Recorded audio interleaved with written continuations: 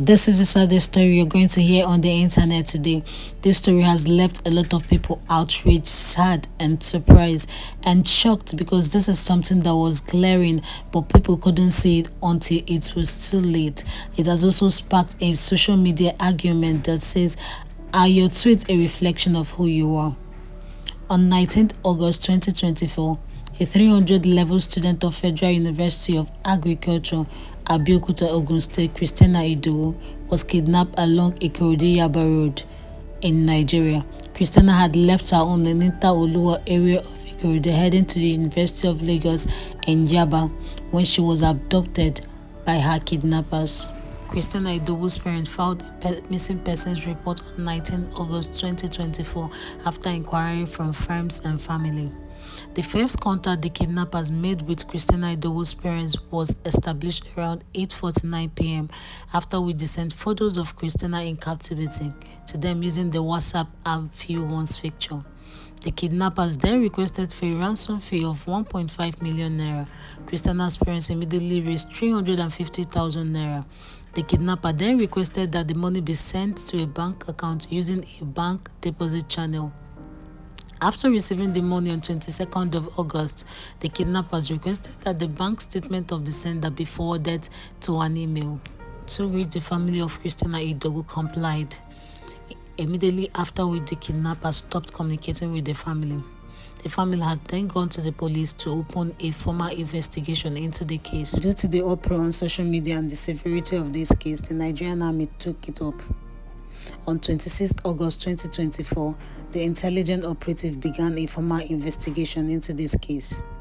The first of us started the investigation from the GTB bank account of Christiannah Idowu, into which the ransom fee was paid into. They realized that the amount or the money paid into this account was withdrawn into a Wema Bank account belonging to one Ayomide Adeleye. They had immediately written to the bank to get confirmation and to get the BVN number of this account.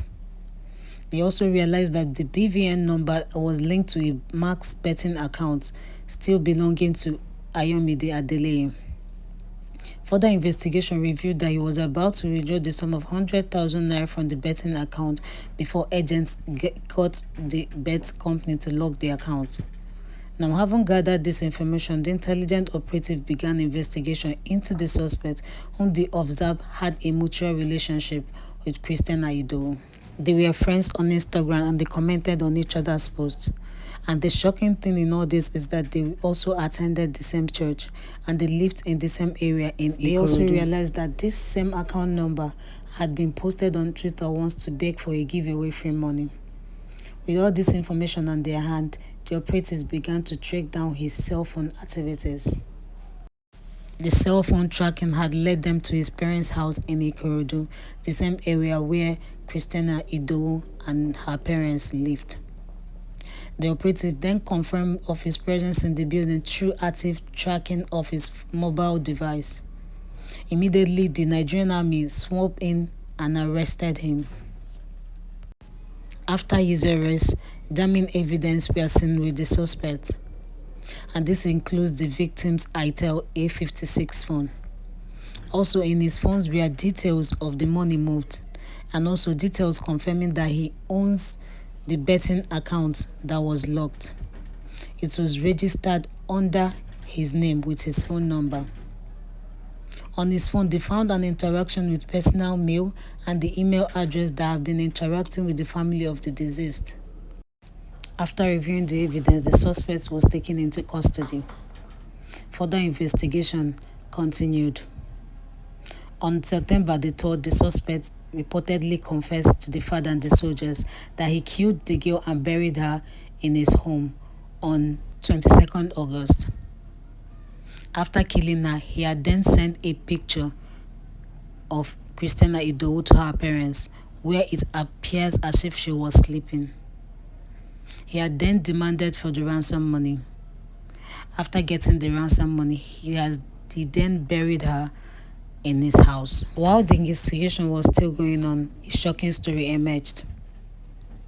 It was confirmed in 2018 that the suspect's ex-girlfriend was killed in the same manner in which Christiannah Idowu was killed.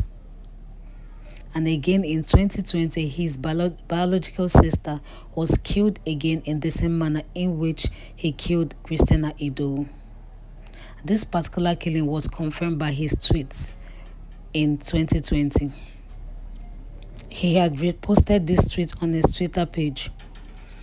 A picture that shows two doors, a blue and red door. The blue door says you can go back in time and fix all your mistakes. The red door says 10 million in hand.